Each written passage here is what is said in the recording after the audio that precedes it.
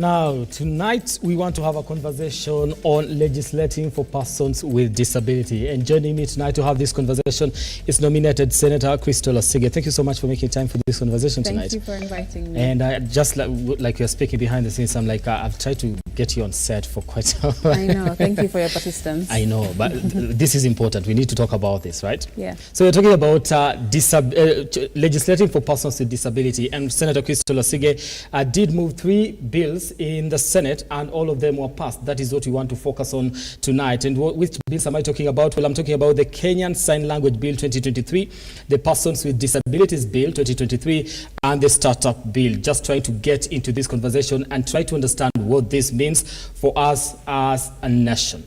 Thank you once again. Let's start with the Persons with Disabilities Bill 2023. Let's get into it. What does this mean first? The Persons with Disabilities Bill, as its sponsor, is it's like my baby. It's my flagship. Okay. I said to myself, if I just do one thing in this Senate, if it's just one, it must be passing this Persons with Disabilities Bill. Right now, we do have a Persons with Disabilities Bill Act, which is from 2003. That is over 20 years old. Yeah. And it's not in line with the Constitution, because remember, the Constitution came into place in 2010. So it's older than a Constitution. It's also older than other instruments that Kenya have signed on to as signatories, which talk about disability rights. For example, the UN Convention on the Rights of Persons with Disabilities. That's from 2008. Again, the Act is older than that. Okay. Then there's also the African Charter on Human Rights.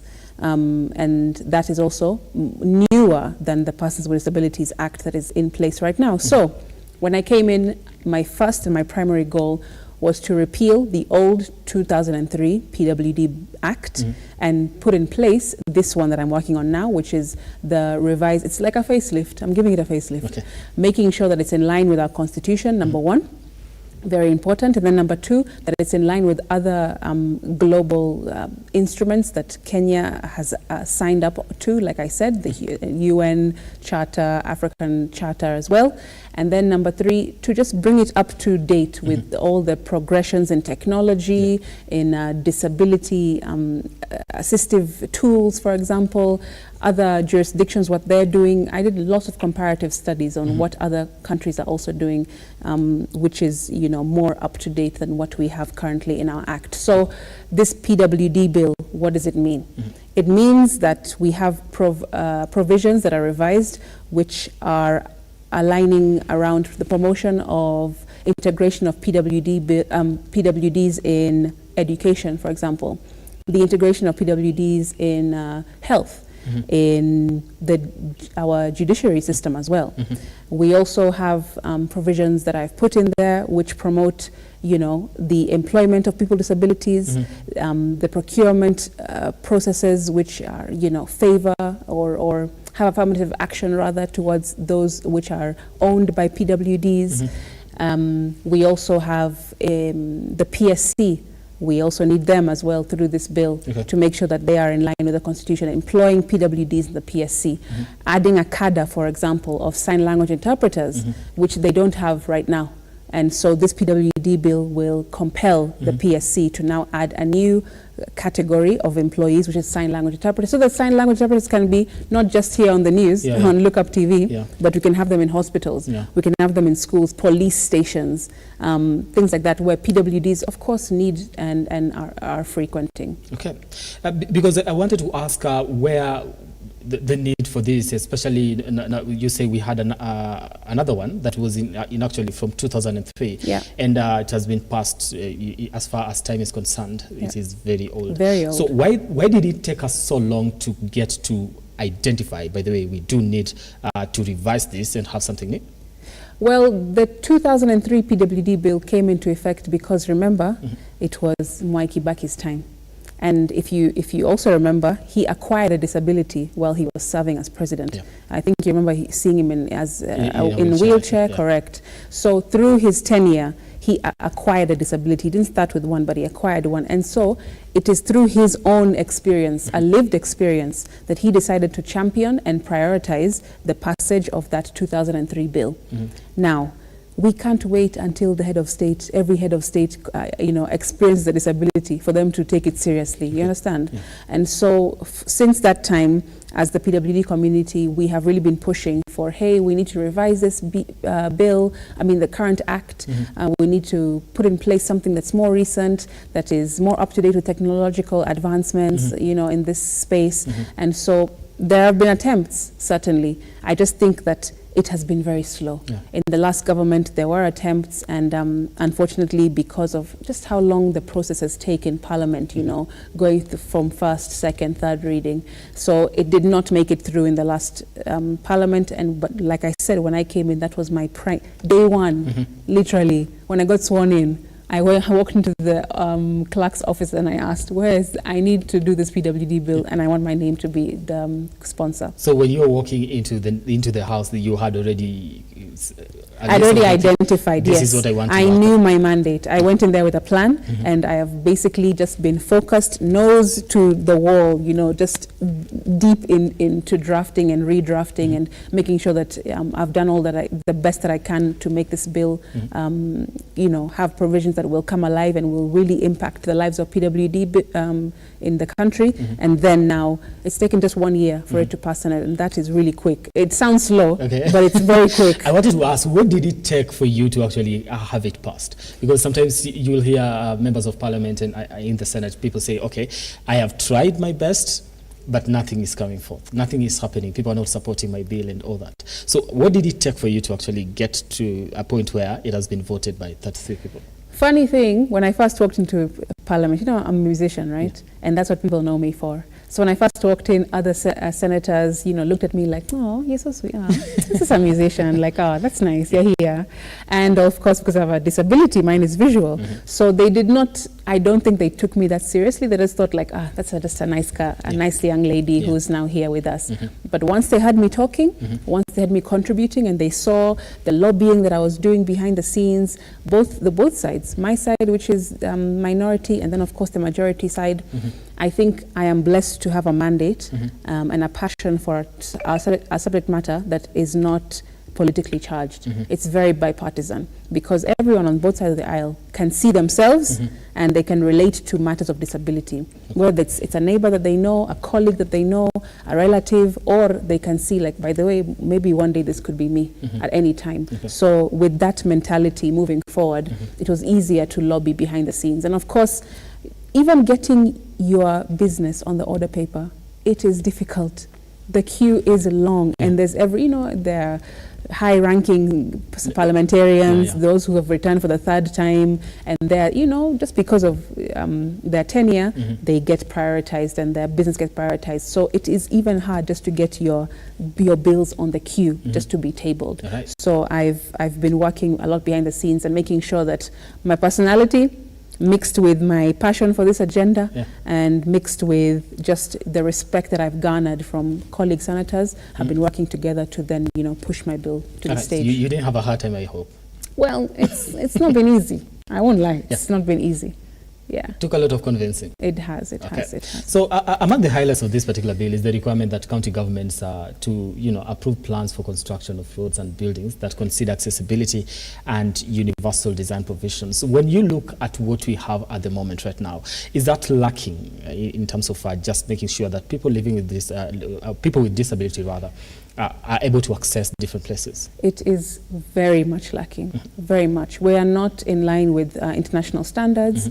I am a accessibility auditor, and I'm a professional in that field, which just means that I am trained in looking at a building, auditing it for accessibility, making sure that every part of that building is universally designed and it's accessible to any type of person, whatever your ability or disability. So I am trained in that, and I've been published and doing research in that for several years. So now I'm bringing that expertise into my work at Senate, and ensuring that through this bill there are provisions that compel the National Construction Authority, once this is enacted, they will no longer be able to approve any design, any development, any construction without being in alignment with universal design standards, which is international.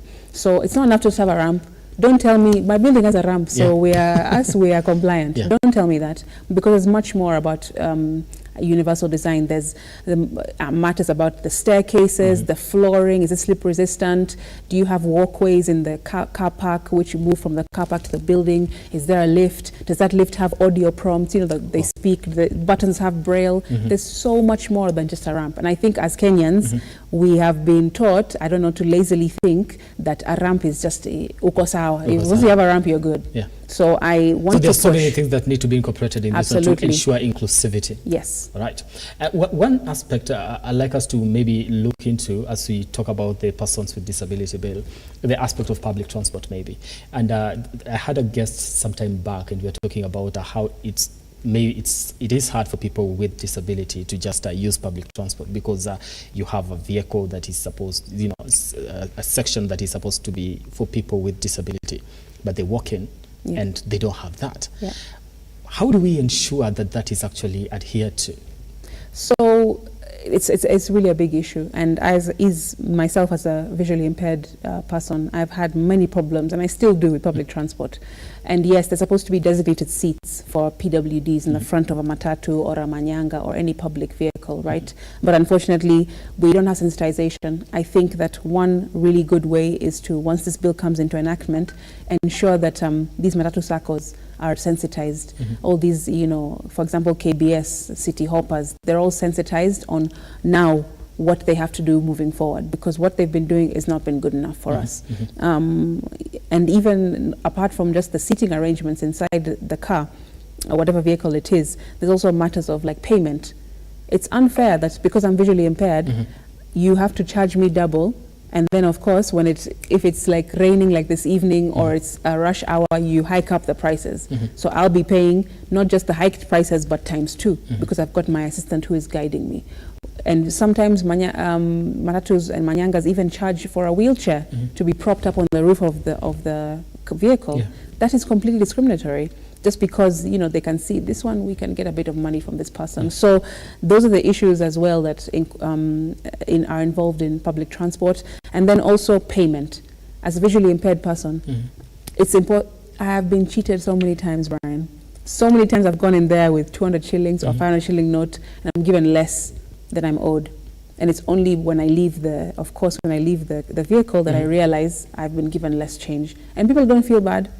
Don't think that people feel bad stealing from a visually impaired, but I think poverty has gone to such a level that people are just like, you know what, wherever I can get an extra a few shillings, I'll do it, even if it's from a PWD. So there are a lot of issues in public transport to make it more inclusive and make sure that people with disabilities can also move around freely and independently as possible. Okay. Before we go to the other two bills, because time is not on my side, let's talk about how we will ensure that all this is adhered to when we make it law. How do we ensure, how do we just make sure that if you get into public transport, PSV rather, that you will not be conned?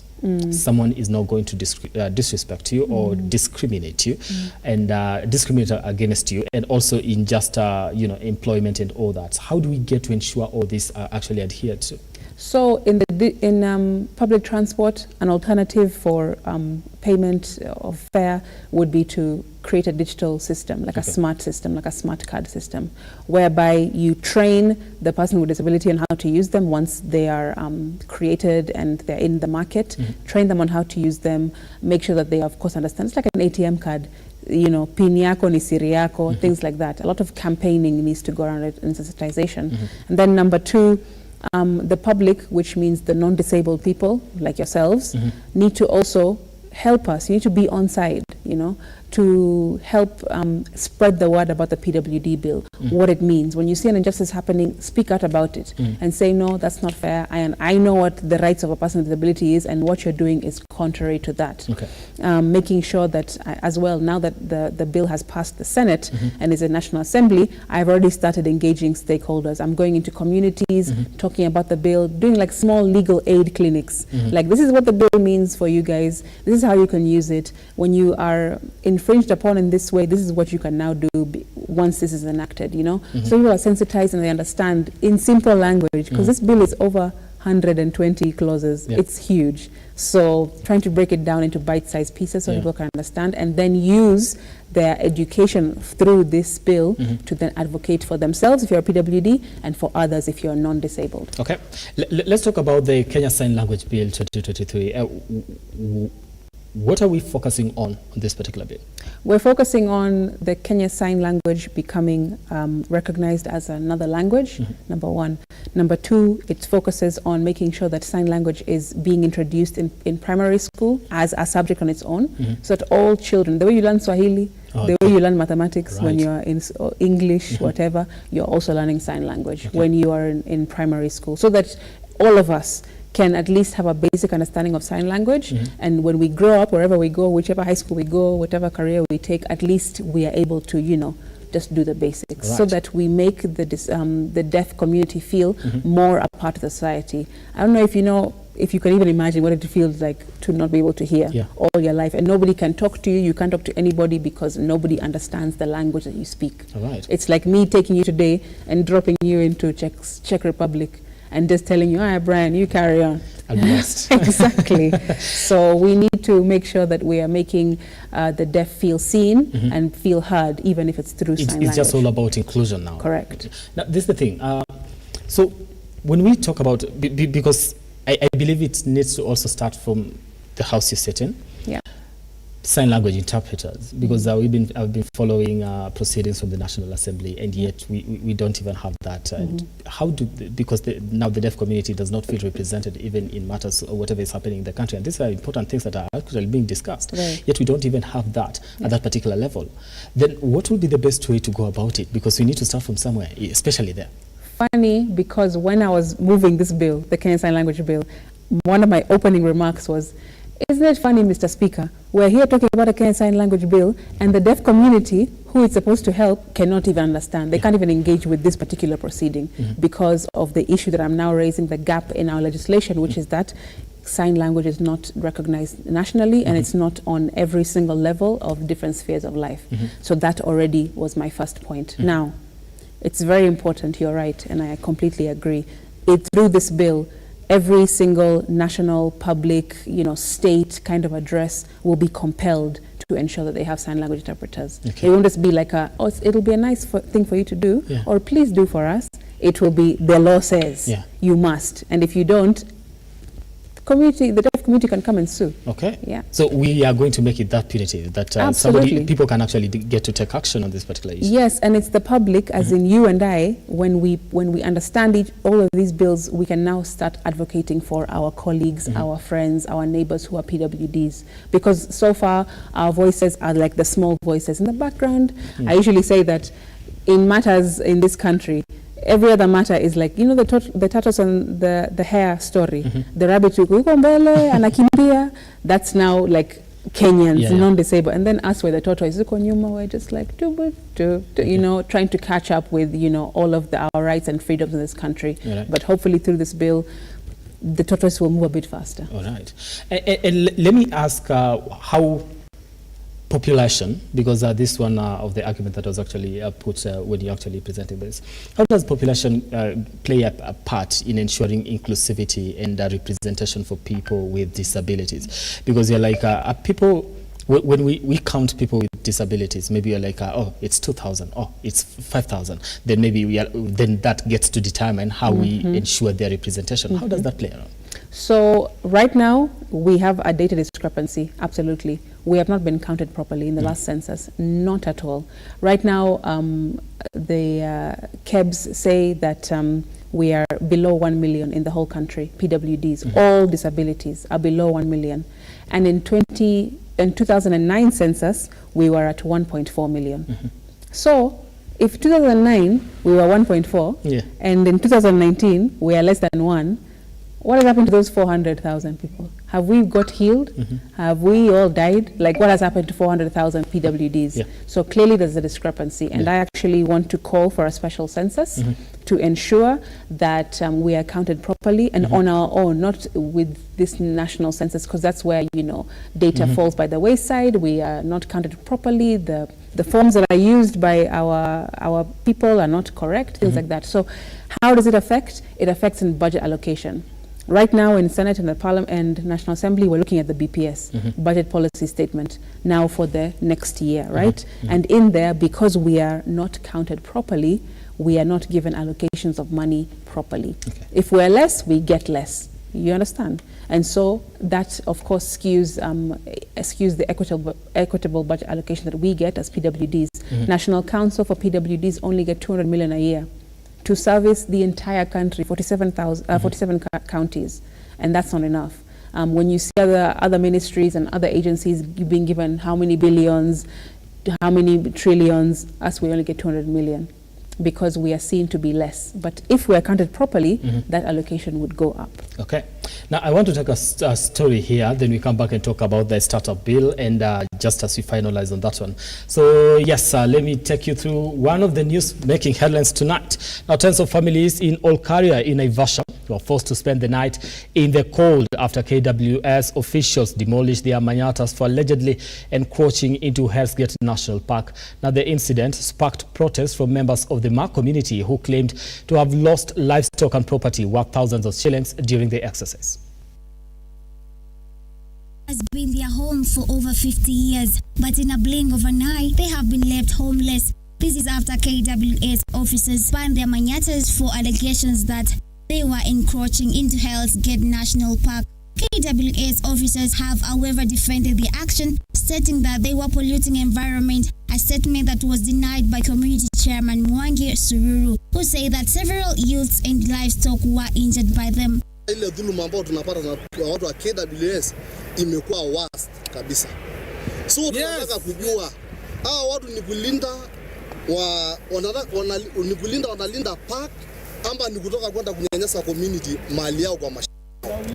Speaking at the scene, Sururu stated that as a way of retaliating, they will drive back hundreds of wild animals that had stayed into their farms, adding that they have been coexisting peacefully with KWS for many years, calling on their MP Jen Kihara to intervene before the situation worsens. Mpaka leo ile wanyama yao yote ambao yuko katika mashamba yetu tunataka wakuja watoe, la sivyo sisi tutatoa hizo wanyama na tutaua vile ambao wanaua ng'ombe yetu.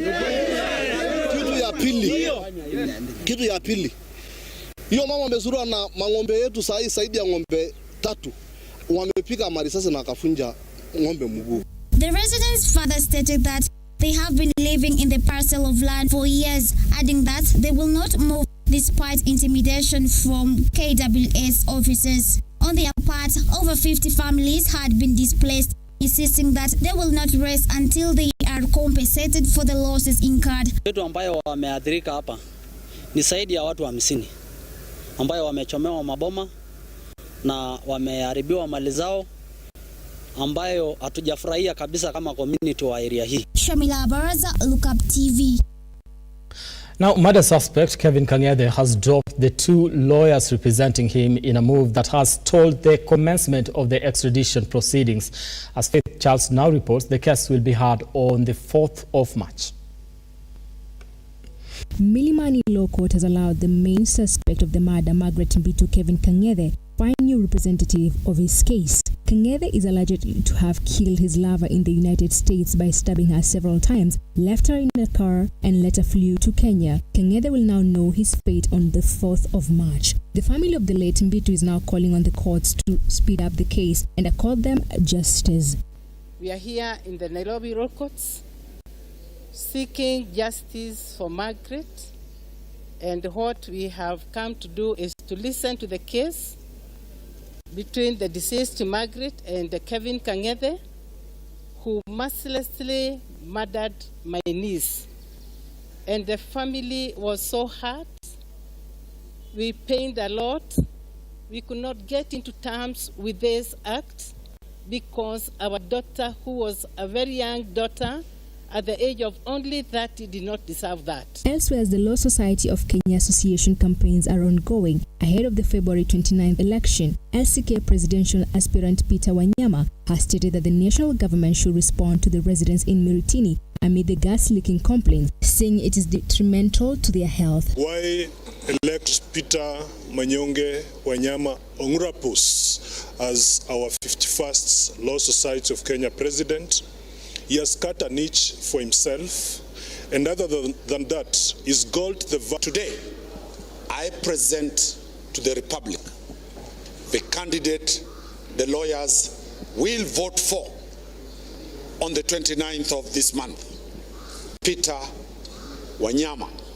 Of protecting the sovereignty of Kenyans, I also want to assure members of the legal profession and Kenyans that under my leadership as Law Society of Kenya President, we will fully protect your sovereignty. Faye Charles, Lookuptv. All right, that story by Faith Charles doesn't take us to a break. We are back with an interview with Senator Asige here, just talking about the 3 bills that were passed in the Senate. We talked about the Kenya Sign Language Bill and also the Persons with Disabilities Bill 2023. Now, we want to look at one more bill here before we wrap up this conversation. There's the startup bill, and you are a young person and passionate about, people, talent being nurtured here in the country. Let's talk about this particular bill and how it came about. What do the Kenyan youth stand to gain from this particular bill?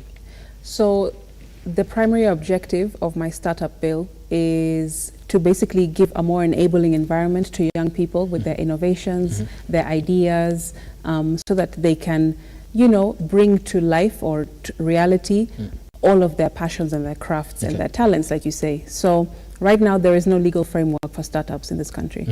And this startup bill, people remember it actually from the last term as being sponsored by Sakaja, now governor of Nairobi. So it did not pass in the last parliament. So what I did is I picked it up. Once I got into parliament, I picked it up and revived it. And now I'm the sponsor of the startup bill. And I have, again, given it a facelift, make sure that I've engaged more diverse stakeholders, including people with disabilities, including women, including young people as well, making sure that their voices are heard in this particular startup bill. So it is an improved version of what was already being worked on by Sakaja. And so a more enabling environment, what does that mean?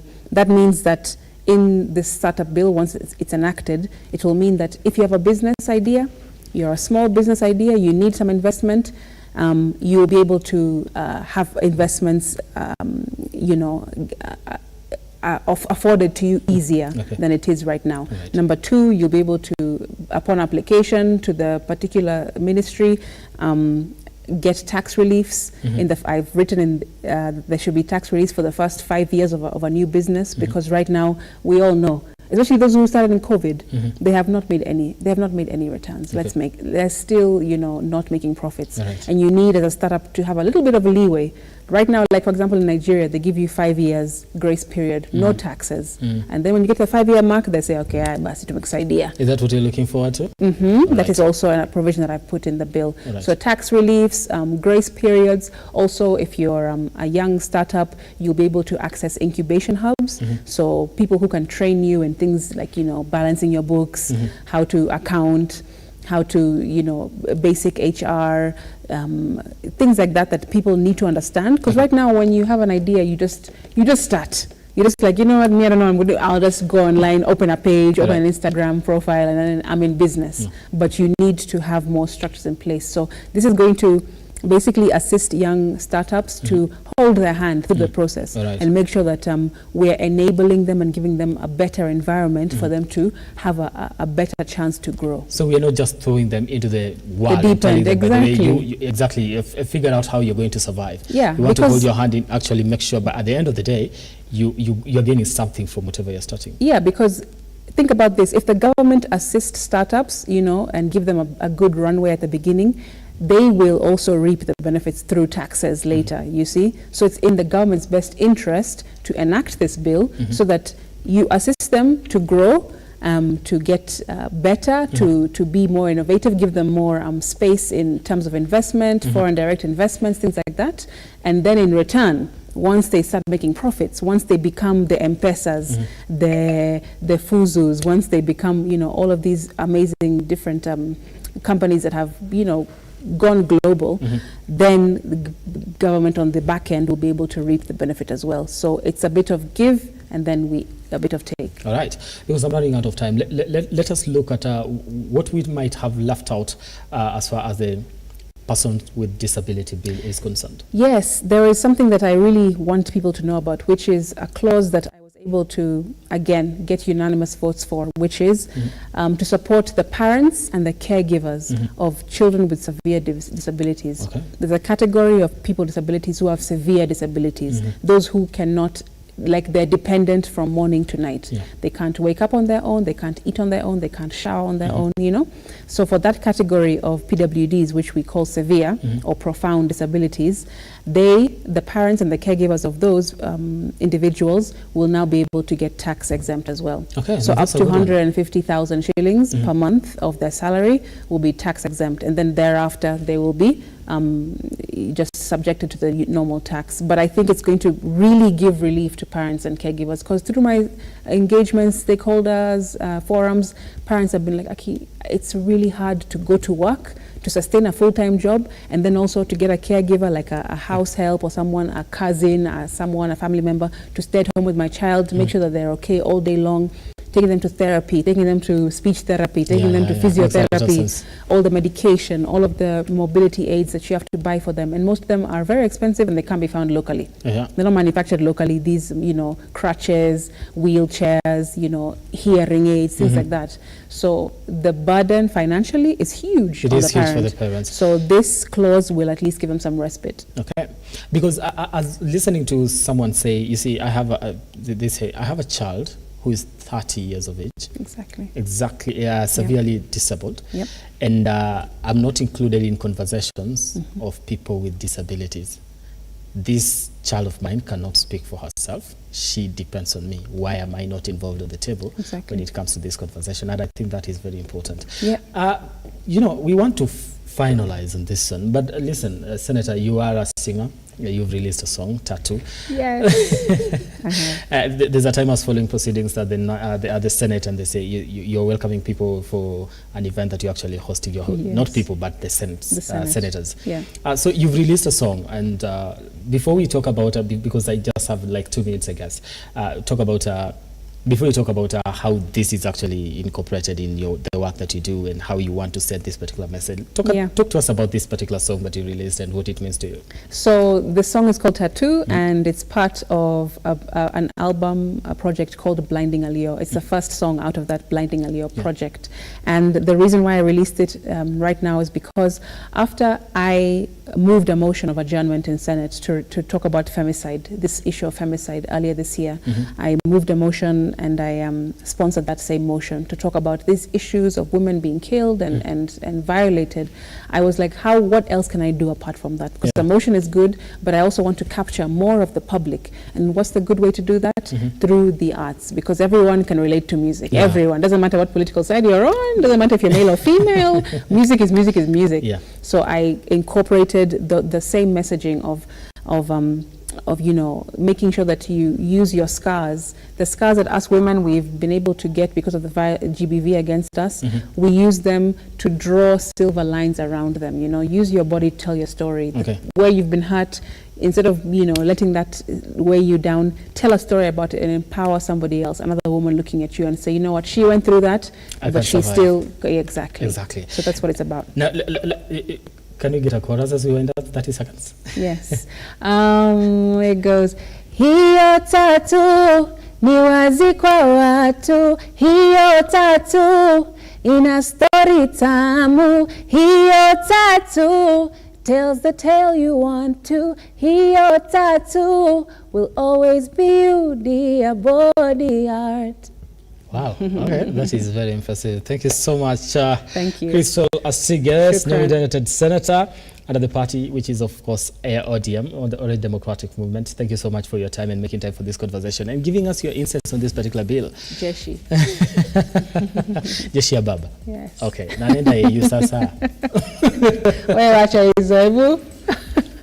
All right, that does it for us here on The Bottom Line. I've been speaking to Senator Crystal Asige on the 3 bills that have been passed in the Senate: the Kenya Sign Language Bill, Persons with Disability Bill 2023, and also the Startup Bill. We've gotten insights on what this actually means for you, the citizen of this country and why you should care. My name is Brian Amuai. Let's do this again next time. Do have yourselves a lovely night. And yeah. She'll come back, of course, maybe next time to sing more. Cinda? Yeah. I don't know when, but I think soon. We'll invite you. Soon. Yeah, very soon. I have more bills and more music, so I will have to come back. Yeah, thank you. Thank you. Good night and God bless you. We'll do this again next time.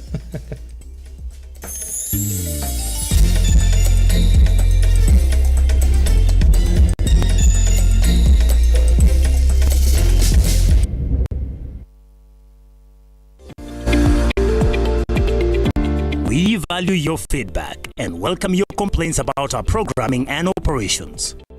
Feel free to get in touch with us through 0700 893 542 or